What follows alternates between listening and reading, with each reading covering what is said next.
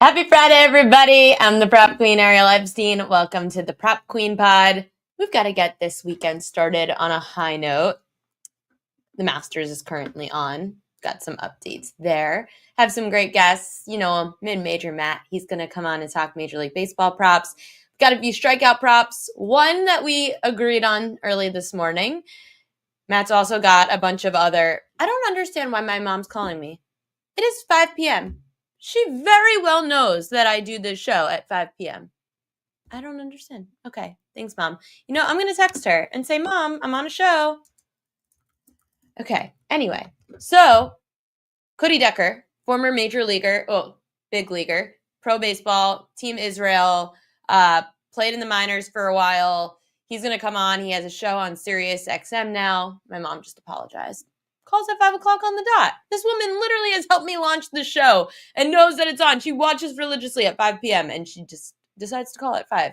Anyone else have their mom do crazy things like that? Jessica Brand said, Rory looked good today. Glad I give you his outright this afternoon. Absolutely. Max, no, Kelly in Vegas is not my mom. She literally would have had to have been 10 years old. Like, that's disgusting. So anyway, big stuff today. It's going to be mostly baseball.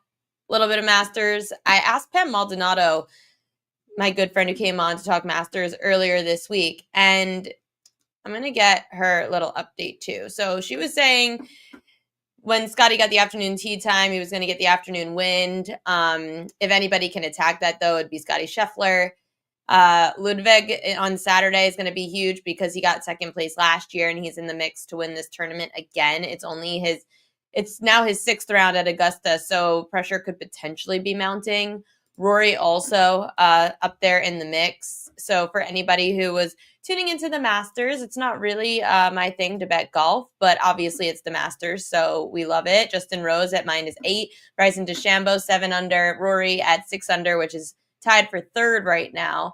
So the thing that's crazy too, and for anybody who might have tuned into VSiN today, I was on with Stormy Buonantony and we were talking about the Masters with Mike Palm. He's essentially the number 2 at Circa out in Vegas. And he was saying that they took a huge bet on McCarthy. He was like, we don't even understand, like, we didn't even know who he was. Like, Matt McCarty is like, they just took a bet that's essentially going to put them on like $1 million swing. So be careful of that. A little bit of a recap. So yesterday, I actually, in the Prop Queen newsletter, for once got nothing wrong. So that was pretty cool. Short slate of games. Anthony Edwards absolutely took off last night. No surprise because he averages about 30 points a game against bottom 10 defenses when he's on the road. So Anthony Edwards had 44 last night, going over his 28 and 29.5 points prop against the Memphis Grizzlies. He also went over his 4.5 rebounds prop with 5 rebounds. Grizzlies 8th most points per game allowed this season, so it was a good spot to attack.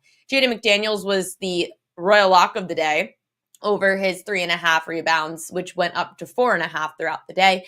He ended up with 5 rebounds. So that was a good grab also. White Sox starter Jonathan Cannon. That was afternoon baseball, which I told you I wasn't betting yesterday. Gave it out, though, because people want winners, and I knew it was going to hit if I decided to not bet it. So Jonathan Cannon goes over 3.5 strikeouts. He had 6. The Braves starter Spencer Schwellenbeck, he went under 5.5 Ks.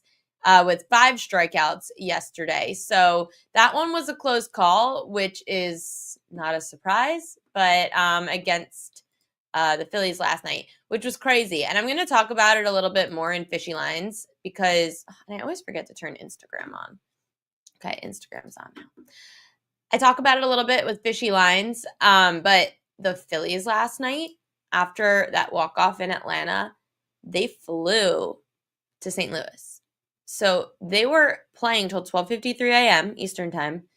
Then the Phillies had to fly this morning to St. Louis to now turn around and play this game today. The Phillies are on the 3rd game of a straight 16-day stretch with no off days. Keep that in mind when looking at the Philadelphia Phillies in the next few weeks, in the next few days, because that's daunting. I mean, to go through what they just had to with playing the Braves, losing 2 out of 3 to a struggling Braves team. And now the Phillies had to travel this morning to St. Louis after a game finishing at 1 a.m. I know these guys are millionaires.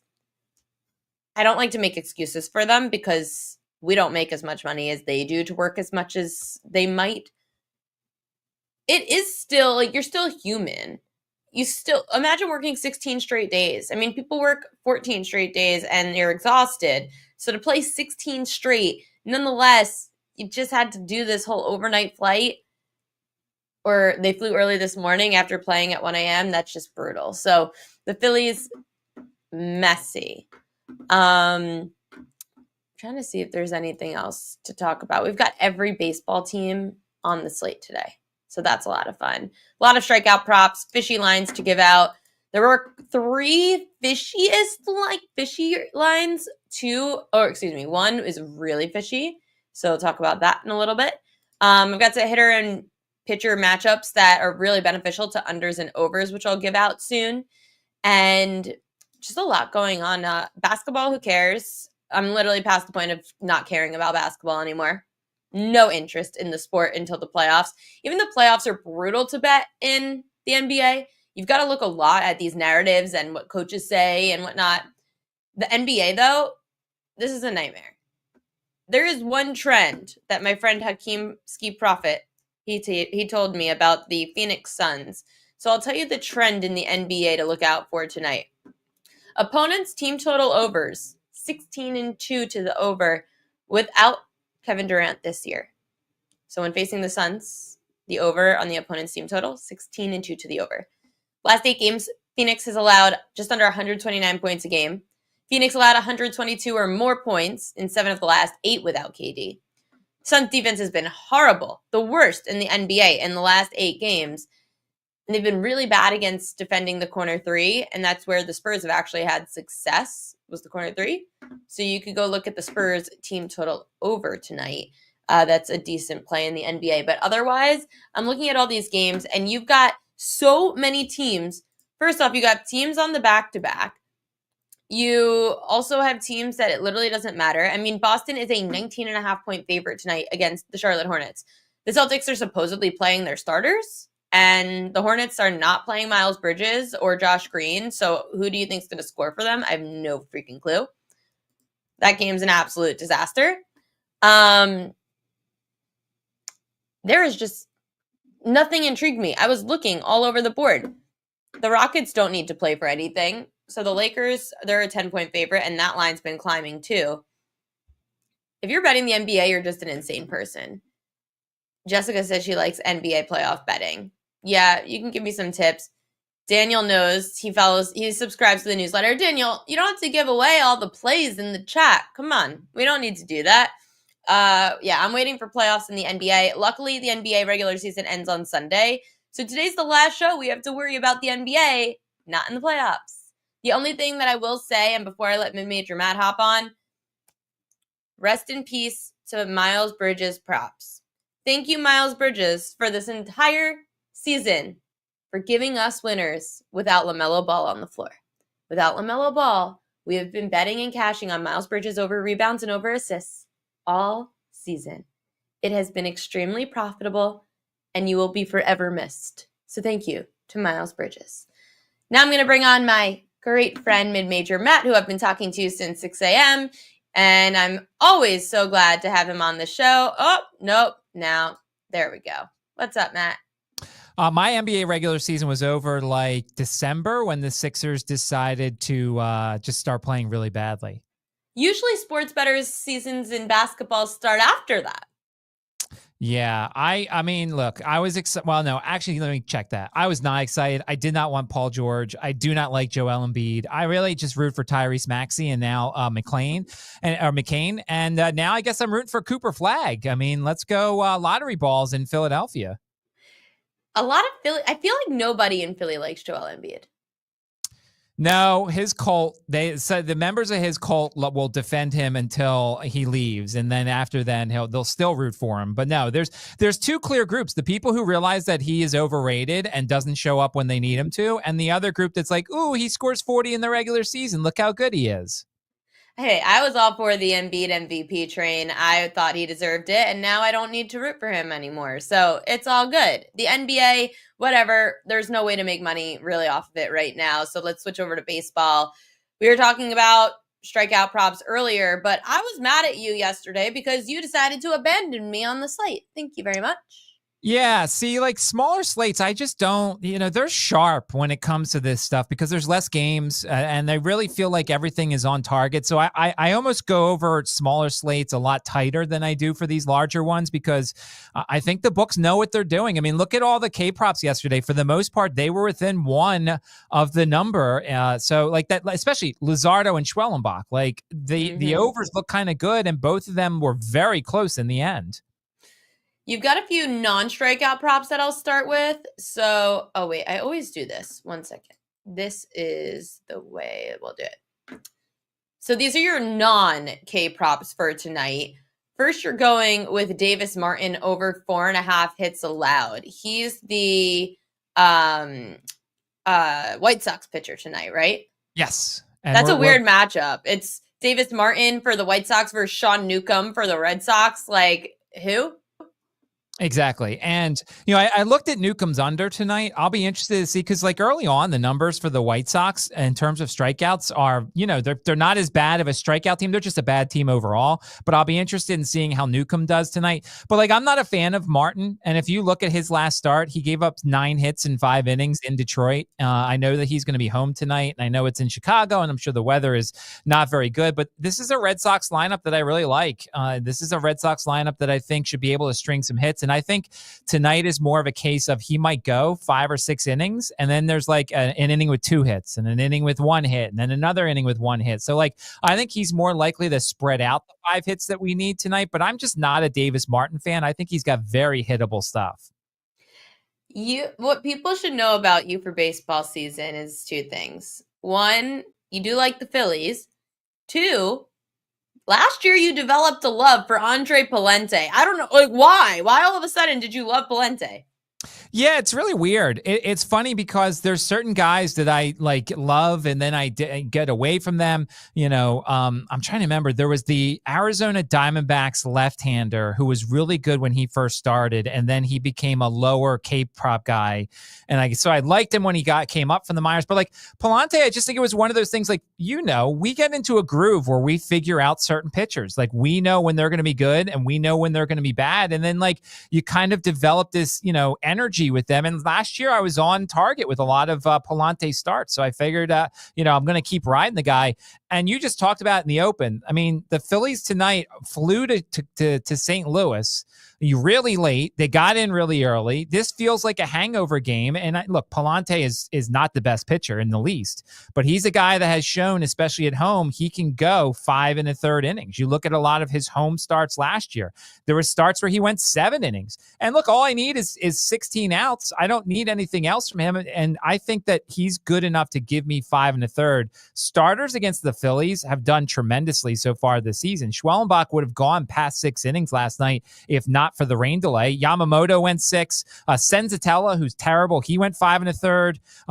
Marquez went 6 innings against them. So I'm going to take advantage of a tired Phillies lineup with Palante at home going over 15.5 outs. The Phillies lineup is so daunting. It's really just up and down, at least through the first 5 or 6 batters, really tough. Why are they struggling so much to get pitchers or starting pitchers out of games?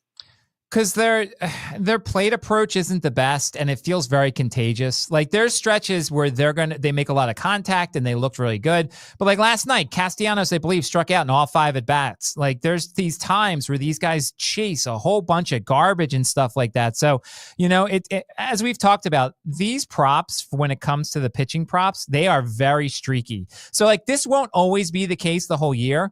But like as I'm looking here now, 5 of the last 7 starting pitchers have held the Phillies to 1 run or less. That's not going to be the case all season long, but for now, you take advantage of this sort of thing. And as we just talked about, this is a tired lineup, and this is a team that's not going to get lost 2 of 3 to the Braves and got walked off on last night. Right. After a 2.5 hour rain delay, whatever it was. So, like, yeah, I'm taking advantage of the Phillies. And really, this doesn't have to be your bet to take advantage of the Phillies. I was actually looking at the Phillies' first 5 or first 3 run totals, but the books, they were good. It was a half for the first 3 and 1.5 heavily juiced on the first 5. I was hoping for a 2.5. I might have considered taking the Phillies under 2.5 runs in the first 5, but unfortunately, the books cut me off because they know the same thing, that this is going to be a tired lineup tonight. Yeah, all the numbers and lines are indicating that everything's going against Philly. You've got 3 strikeout props. I do too, actually. In my Royal Locks, I have 3 strikeout props, and I should tell you those, what I actually decided to narrow down my long list to. But I had a busy day. You're starting with David Festa under 5.5 Ks. You're laying some heavy juice there, Matt, at minus 154, so this better be good. Yeah, I don't love the laying of the juice here, but I think the books are still pricing the Tigers like they were last year. This is a Tigers team last year that went over 73 times against right-handed starting pitchers and under 51 times. But so far, it's the other way around. And other than Yamamoto and Gilbert, 2 pitchers that you would figure would get a lot of strikeouts, this team has gone under. And I've already 2-0 taken unders with this Tigers team, so I'm going to go for it once again. Festa has not been very good in the minors. Came off a really rough outing last time out. So I'm going to take a shot here. I did pay a lot of juice, you're right, but I'll take an under in the 5.5. I don't think the books have caught on that the Tigers are more of a contact team a little bit this year. What are your thoughts? And I've never really asked you this because I don't do this except if I really, really love a strikeout prop or 2, but there's a bit of juice. How much would you parlay 2 strikeout props at like minus 150 something? So I don't like doing that. The only way I would do that is if you're taking alt overs. So like if you like, Erod and you think he's going to get 4 strikeouts, if you take his 4 strikeouts and let's say, I don't know, somebody else, Palante, like 3 strikeouts for him. If you did 2 alt lines, that's the only time I would ever parlay it. But I am so anti parlays for the most part that I just don't really get involved. If the juice is too much, then unfortunately the books win and I don't make that bet. Yeah, I'm not really a big fan of the parlay stuff either, but just something to think about. Eduardo Rodriguez over 5.5 Ks. This one it had great value. It moved in our favor a bit. I saw plus 120 like you did. Then I saw plus 110. Not really sure what the market is now. But Eduardo Rodriguez over tonight, we both agree on it. Yeah, and it scares me because, as you know, for the longest time, he was an under guy for me because he didn't usually strike out a lot of guys. But 12 Ks in 5 innings against the Nationals this year, like that's really, really good. This is a Nationals team that used to make a lot of contact. Now they don't anymore.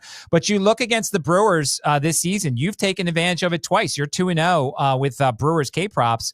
Rodon had 7, Reagan's had 10, Bubic had 8. Heck, even Kyle Freeland in Coors Field had 5. That's like 7 or 8 in a normal stadium. So I'll take a shot. I don't love Erod. He's not one of my favorites. I think the plus 120 thing scares me. But of course, we talked about that other one that seemed a little fishy a couple of days ago, and it hit even though it was a plus money under. But like, I'll take a shot at plus 120 against a lineup that strikes out a lot against lefties. I was going to say something about the Brewers, and now I'm blanking on what I was going to say. But no, you're right. These plus money plays, as much as we get worried about taking them, they still have been hitting early on in the season. So I'm not totally against it. Tyler Malley, we did on Wednesday. I didn't bet it. You did, and you ended up hitting that under in plus money. The over was minus 150. It just barely hit the under, but the plus money plays don't scare me as much in April as they probably will in August, Matt. Yeah, I think that, the books are still trying to get their data points too. And so you're going to get lines like this. The key is, and if it hits, it hits. But like taking advantage of it numbers wise, like I think some people will, if it doesn't hit, they'll be mad. They'll be like, look, well, why didn't it hit? But like if you look at the numbers, which the subscribers get a chance to look at the K-Prop spreadsheet, the numbers say this is an over for tonight, considering that the Milwaukee Brewers average 6.3 strikeouts per game against left-handed starting pitching. Now, that's not to say that he couldn't get hurt. That's not to say that he could be wild and have 6 walks instead and we lose easily. But by the numbers that we look at, this one is an over, so that's why you take the chance on the plus price. Absolutely, against the Milwaukee Brewers. In the National League, you also are looking at this Cubs-Dodgers game. Yamamoto under 5.5 Ks. I'll tell you why this scared me a little bit, and I know why you're betting it, because it is the best trend we've got going right now in the strikeout prop spreadsheet. I'm just concerned because Yamamoto saw them already, just in Tokyo, of course. Yeah, I mean, and that's what I could also use as my logic too. I mean, they just saw him, and they saw him back on March 18th. He had 4 strikeouts in 5 innings, and this is a team in the Cubs that has gone over against righties just once this season. They went over against with Luis Severino, had 6. Everybody else, Fod had 5. A whole bunch of 4s. Malley had 4. Eovaldi had 4. Pivetta had 4. Yamamoto, Gallen. These are really good pitchers. Now, it's a concern. Yamamoto's at home. He's coming off a good start. But, I'm going to take a shot on one of the best trends that we have, once again, at a plus price. Getting it at plus 102, that's awesome for this sort of situation. I don't know what it's at right now. But getting a plus price with a trend that matches up with us, I'm going to take that shot 9 times out of 10. Everybody should know the Chicago Cubs, only one pitcher out of the 11 righties to face them have gone over. 10 of the 11 starters this year have gone under their strikeout prop as a righty facing the Cubs. It's just crazy that this was a team that struck out a lot last year. I mean, they were on the higher end, over 5 strikeouts a game against righty starters, and now under 4. Yeah, and it's one of those things where this will turn around. There will be a stretch. The Cubs last year were one of those teams that were very hot to the under, and then there was a stretch where they swung at everything and they got very hot to the over. So when we do this show again in a month, the numbers could be completely different, and now the Cubs are an over team instead of an under team. But right now, the way things are going against a pitcher they've already seen so far this season at plus money, I mean, I'm looking at DraftKings right now. The under is minus 105. So I certainly feel good that the money is coming in on that under. But I got to play the trends here and take the under at plus money. The A's are another team, Matt, that stood out to me. A team that last year was on the higher end, averaging about 6 strikeouts a game against righties. And then this year, righties 3-9 over under, averaging just over 4 strikeouts a game against the A's. People always make the mistake of correlating wins and losses to strikeouts. That's just not the case. The Braves are a great team, and they strike out a lot, even when they were having great years the last couple of years. So the A's, just because you don't expect them to be good, doesn't mean anything. They just aren't striking out a lot to start the year. Now, here's the other interesting thing, and we saw this a lot last year with them. Now, just because you're not striking out a lot and you're going under doesn't mean that you don't strike out. And so I'm saying this in a weird way, but look at some of the numbers that they've gone under. They went under 6.5. They went under 5.5 3 straight times. There was a couple of under 6.5s with King and Cease. Now, if you go under 5.5, but you have 5, does that mean you're still striking out a lot, but you're also going under a higher number? They did that a lot last year. That's why when you look at last year, this team averaged over 5 strikeouts per game against southpaws, left-handed starting pitchers, but they went under in 23 of 36 games. So the high numbers mean that they could still strike out a lot, but go under their numbers. And I think the A's are kind of one of those teams who do that. Sean Michael says he loves the Festa prop. Tigers lead MLB in runs in the first inning. No Nerfy. Do you bet Nerfies and Yerfies at all? Very rarely. Very rarely. I just, there's certain teams who are really good early on. I mean, the Yankees, I think, have the best first 5 offense in baseball. I look at that stuff occasionally. It's teamrankings.com, I think, has it. But I mean, I have so many markets that I look at. I can't be that good in every market. So I let other people kind of look at Yerfy and Nerfy. So that's not one that, unless, when Skeens, and I forget who Skeens went up against that game a couple of games ago. He went up against another ace. Maybe I would have looked at it there, but not for the most part. Yeah, I'm not a big Nerfy person either. Matt, anything else you got before I let you go and enjoy your weekend? No, I think it's, we're still seeing some weather issues in some places. We saw the Orioles game get canceled today, which is good because the weather was going to be bad anyway. And so you would have just maybe looked at some unders throughout that. They moved the doubleheader to later on. They didn't play it. They're not playing it during this series. And I think this weekend we're getting another Corbin game, which should be a lot of fun. Hits allowed over, strikeouts. They're definitely going to move that over to 5.5 hits though on Corbin. Yeah. I mean, last year he had 6.5, which was pretty much unheard of for other than, our guy Cal Quantrill at times. He had some 6.5s, but he's pitching today too, isn't he, Cal Quantrill? He is not pitching today. Oh, they They scratched actually just him? announced that Edward Cabrera is going to be the starting pitcher, which Oh, I I love just Edward saw. Cabrera, but he's got really good stuff, but he never knows where it's going. So his number's 4.5 against a Nats team that strikes out a lot. He could very easily go over that in 3 innings, but he could also very easily go over his walks number. I love Edward Cabrera. I think he's got a tremendous arm, but he never knows where that ball's going, so he's very hard to bet against. Going back to Patrick Corbin, I'm a little annoyed because he's playing the Mariners this weekend, and the Mariners don't know how to make contact. No, that's a really bad. I was watching a Mariners game. That's a really bad lineup, to say the least. It is stunning how every offseason they seem to add players, and they all seemingly stink. And it's just that batting average is horrendous. So, I mean, I'll probably still play some overs with Corbin, but not as much as I would when, he's playing in Wrigley Field. Maybe we'll be a little lucky.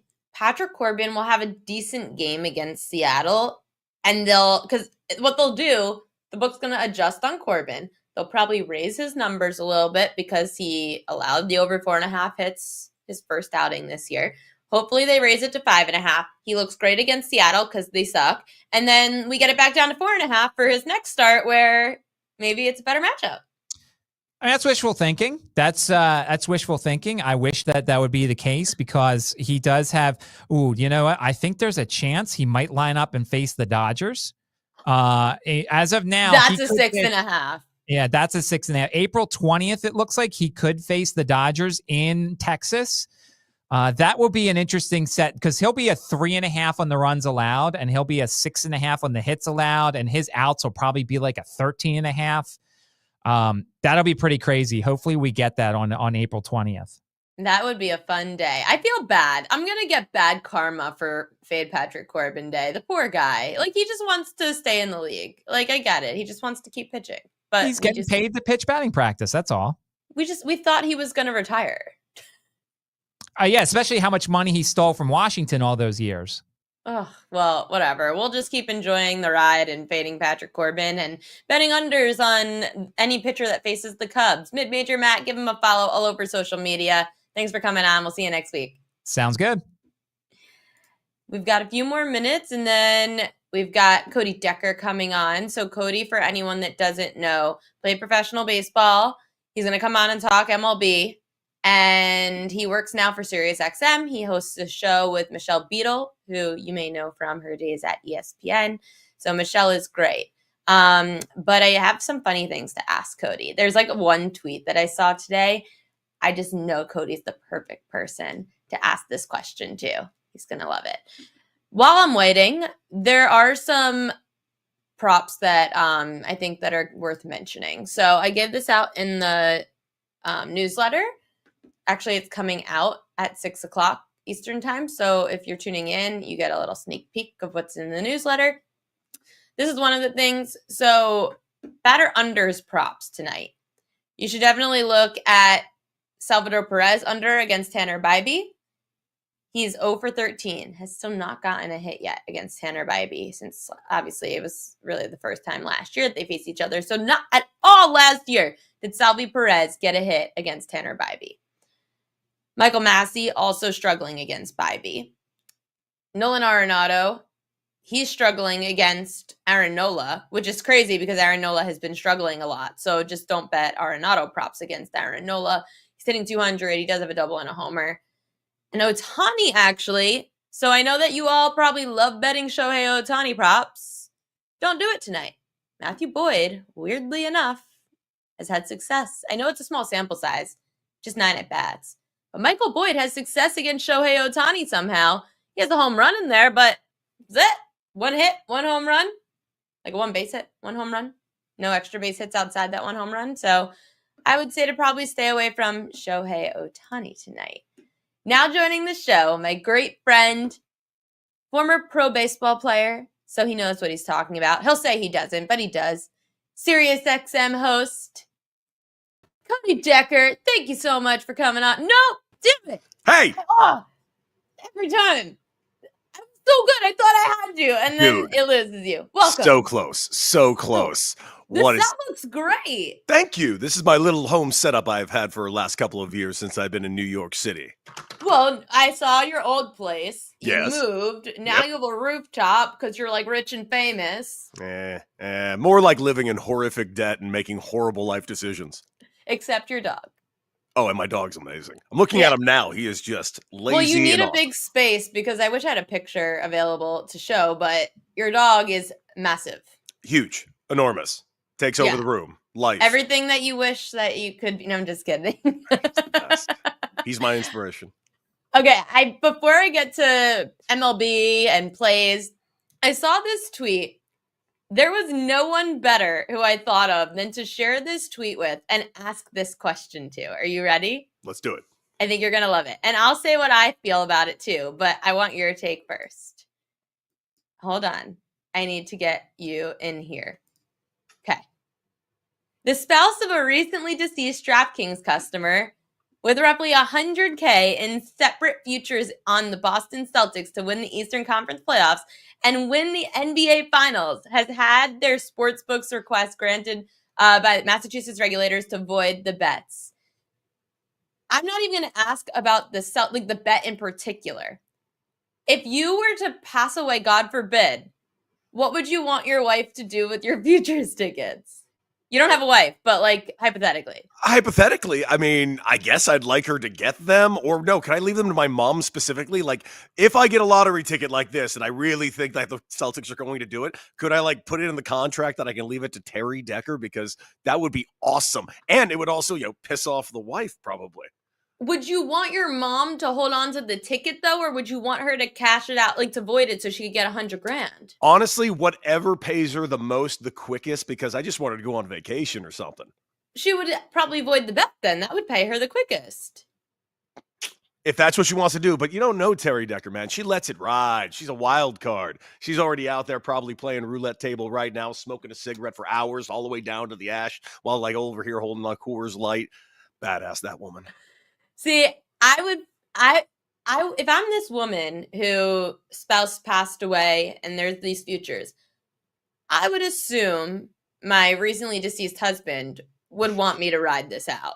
Like, I would just do what I would think he'd want for me. Yeah, I mean, as long as he left you at a good spot, then absolutely ride it out. See what it plays. Play the lottery. It's fun. If this guy could put $100K down on Celtics futures, I'm sure they're doing okay. And also, come on, that's got a good shot at paying out, don't you think? Right. And he got it. He must have gotten it before it was as like heavily juiced now as it is. Yeah. So probably decent numbers. Wow. Okay. I mean, I just thought that it was an epic tweet and good for DraftKings for honoring, like a plane ticket. They'll give you back the money for a plane ticket if you had one for someone who passed away. So they should give you back a ticket for someone's future. Yeah, it's fair. I think it's fair. Well, hopefully you don't need to worry about not cashing your tickets tonight because you do have some props that you're giving out. Funny story about Willy Adames. And Ryan Mountcastle now doesn't matter. The Orioles game got moved. Willy Adames. I told you this yesterday. So I'm sitting at a restaurant, my favorite restaurant on the Upper East Side, Lee and Contra. And I'm looking, and I'm like, this guy keeps looking at me. And at this point, I've had a lot of wine, so I'm not really paying attention. And I also completely, honestly forgot that Willy Adames was on the Giants. I thought he was still on the Brewers. But anyway, so he keeps looking at me, and I'm looking at him, and I don't know what, I'm like, why is this guy looking at me? And the owner of the restaurant goes, MLB, Ariel. He's a Giant. Willy Adames. I'm like, oh. So yeah, you like him over 1.5 total bases tonight. I do, but my God, how quickly they forget. Just because he goes to San Francisco, you just forget about this poor man's existence? What a sad, sad, sad thing. Come on. The Giants are playing great. The Giants exist to me when they continue to play great, not. Okay, well, tonight he's facing Marcus Stroman, and he has some phenomenal numbers off the man, and he's got a decent sample size, 19 at bats. He's got 2 homers and also an extra double, so that's a lot of extra base hits off the man. So right off the bat, I mean, this is a guy that, chalk it up to a guy that can get this done with one swing of the bat today. Double here, double there, home run. Hell, he's done it twice already. I like that play. Ryan Mountcastle, obviously, game got moved, so next time this matchup happens, absolutely play that one. And Jacob deGrom, 3 Ks in his last outing, 6 in his first outing. Seattle has been K'ing at a K rate about over 10.5 for these last 3 games. I like Jacob deGrom getting up those Ks tonight. I really do. I think he's going to let the leash out a little bit, and I think that's going to cash out. Third start, makes sense that they might let him go a little bit deeper. Have you liked what you've seen from deGrom recently, just based on watching him and off the injury? Yeah, and I also like that he's not being absolutely Superman, not trying to achieve 103 miles per hour for 98 pitches. He's just so dominant when he is just efficient out there. He was dominant like that coming up in the minor leagues. He's been dominant since he's been in the big leagues, and at one point he was pitching at a god tier level, but it was just not sustainable. So I just want him to be out there because Jacob deGrom in Major League Baseball is a good thing. Jessica Brand said she absolutely loves the deGrom play. She worked at MLB with us when you were there for one day. So in case you remember, Jessica. I was a visitor. Yeah, you had a visitor's pass. Yeah. So Jacob deGrom, that's interesting. I'm always so worried about him and Justin Verlander every time they pitch. Even if it's a good matchup, I just get so scared that something's going to happen and we're going to an arm's going to fall off. Scherzer too at this point, who's already on the IL now. It sucks. It's like we're being robbed of, some of the best pitchers of all time. But here's the thing, are we going to pretend that Verlander and Scherzer aren't up there in age? The fact that they're even still in Major League Baseball is actually astonishing. It's also funny that I know I'm kind of over this topic, but the torpedo bats and how that was such a conversation. God. I've heard from people, they've been around. You've been around the pro baseball world for a while. Had they been around? Yeah, they've been around.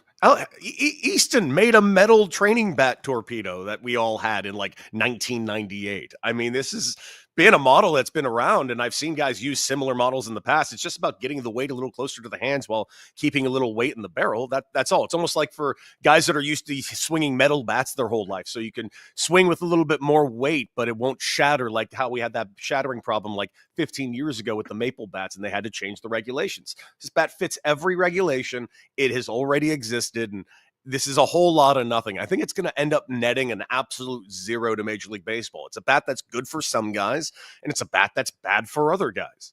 Right. And Aaron Judge doesn't use one, and he's still great. And the ones that are using them are still starting to struggle again. So I'm just glad I'm asking any former player that these questions about the stupid bats so we can end it.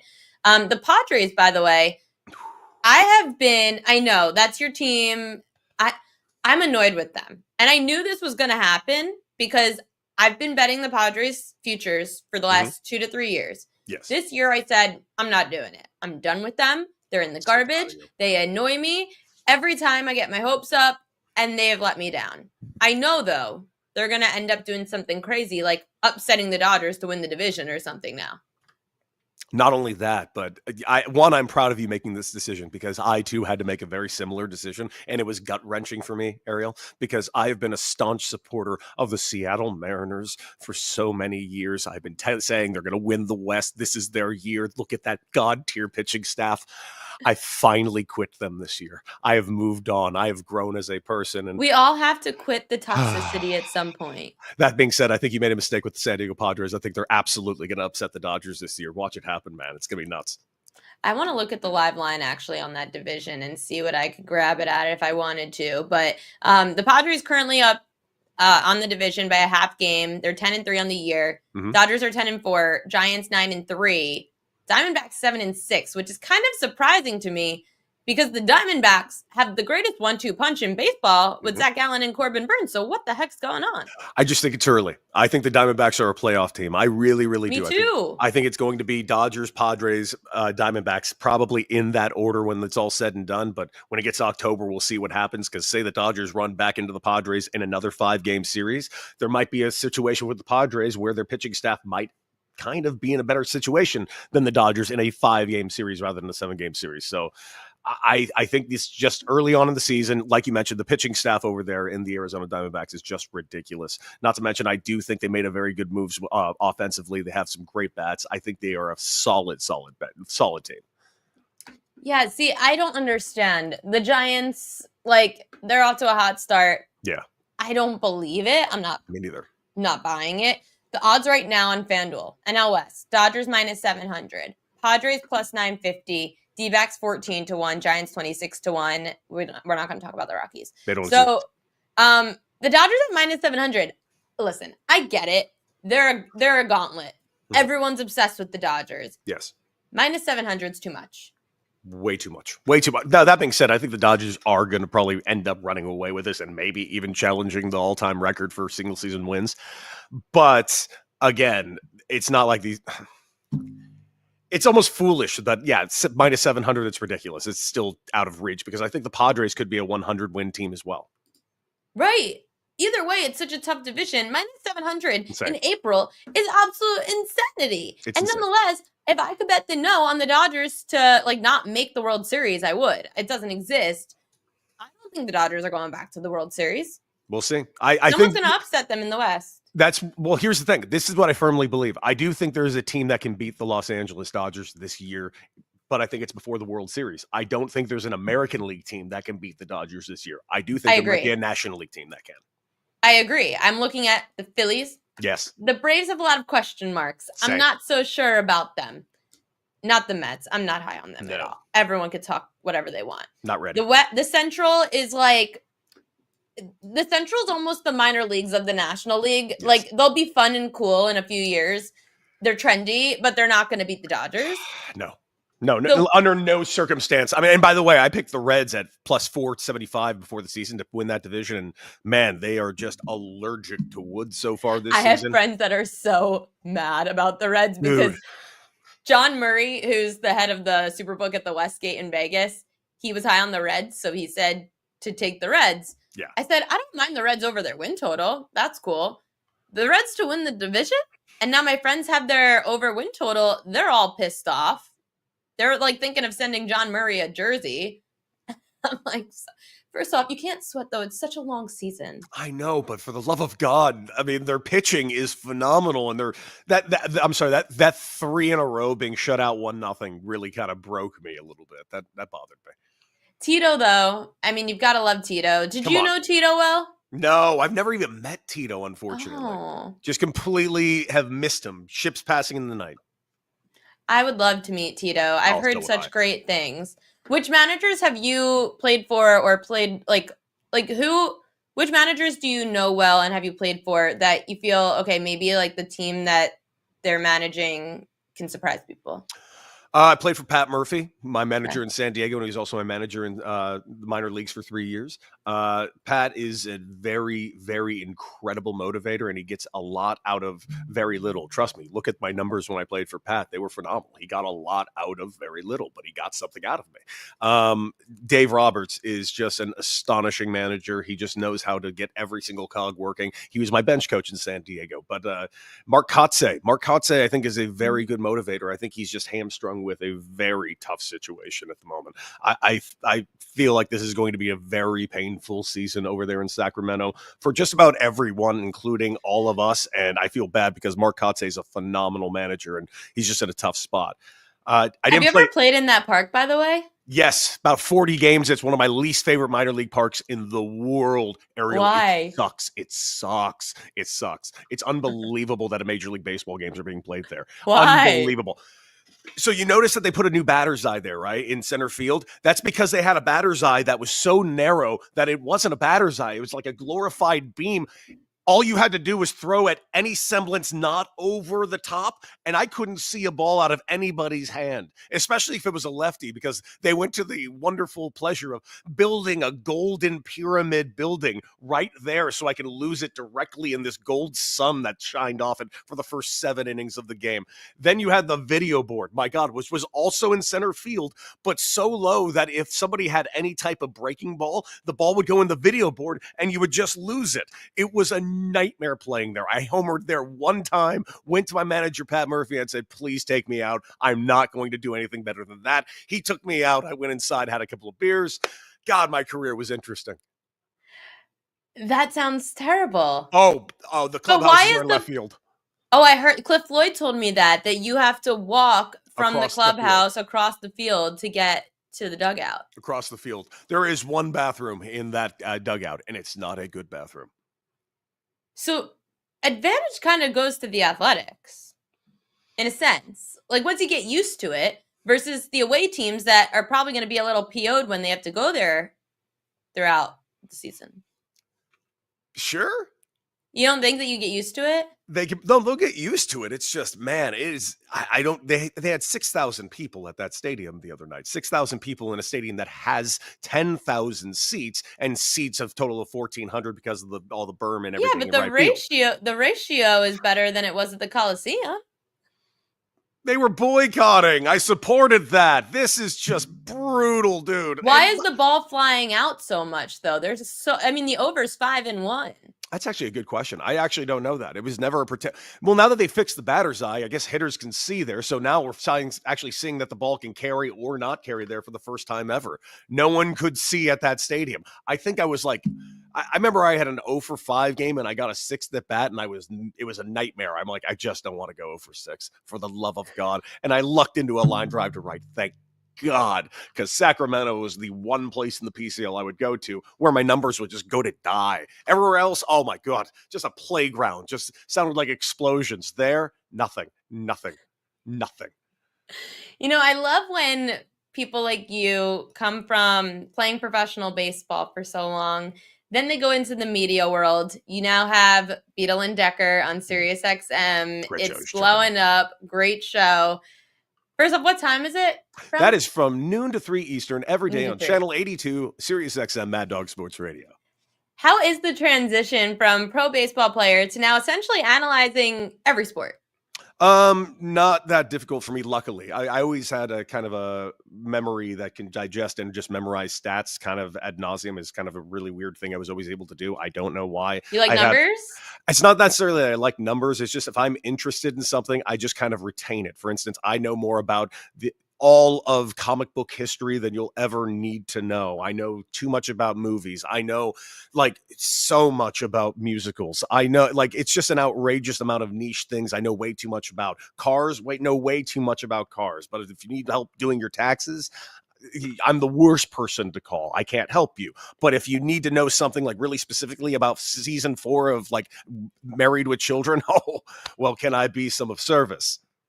Yeah, and the action movies too. You're really the superhero movies. Oh yeah, I got all those down pat. I can literally perform them all just right now. Music knowledge off the charts, ridiculous. I need to be more well-rounded like you. I'm not well-rounded at all, actually. Yeah, but I'm great at a lot of things, but a master of nothing. I don't agree with that. I think you're a master of entertainment, Cody Decker. Let people know where they can find you. You can check me out over on Instagram, Anti-Hero Baseball. Check out the show on Instagram, at Beadle and Decker. Follow my co-host, Michelle Beadle, who's an absolute rock star. And just check us out Monday through Friday, noon to 3, Mad Dog Sports Radio.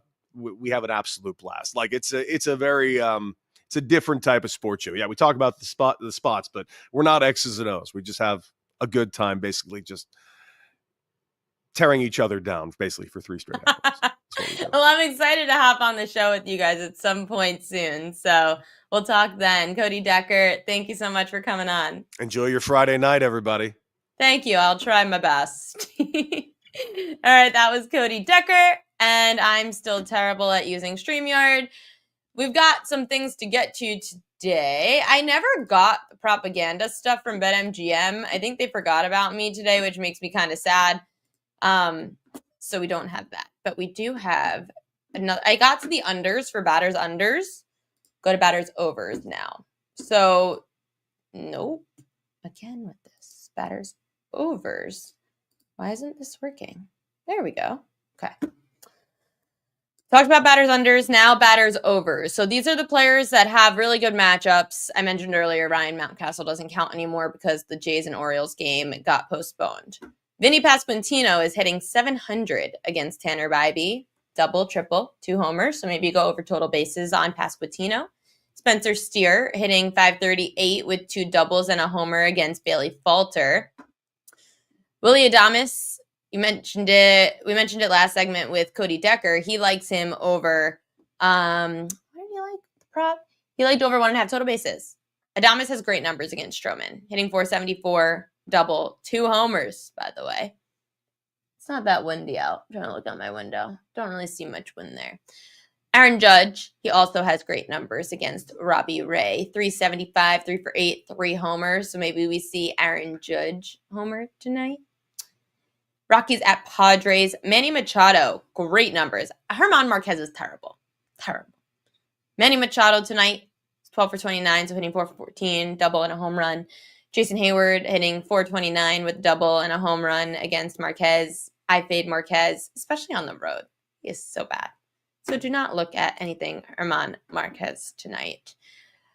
Fishy lines time. I can't believe that I'm actually going to run out of I'm kind of running out of things to talk about. Oh, no. Okay. Let's get to fishy lines. It really feels like Friday. I'm so ready for the weekend to be here. I want more wine because I had wine yesterday. I had a little too much wine yesterday. Where is fishy lines?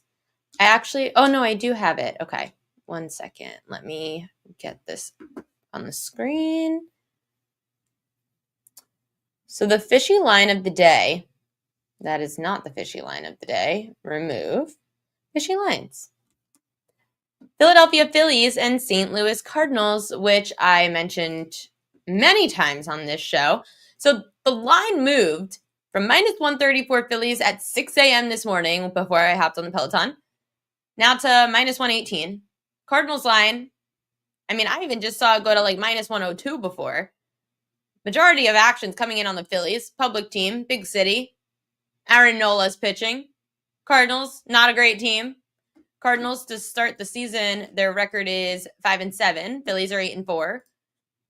Except the Phillies just faced the Braves for 3 games, lost 2 of the 3, capped off by the Marcell Ozuna series finale walk-off home run, which then led to that was a 12:53 a.m. home run. That was a 2.5-hour rain delay before the game. At 1 a.m, the Phillies get off the field. They then have to fly to St. Louis this morning. There's no light at the end of the tunnel.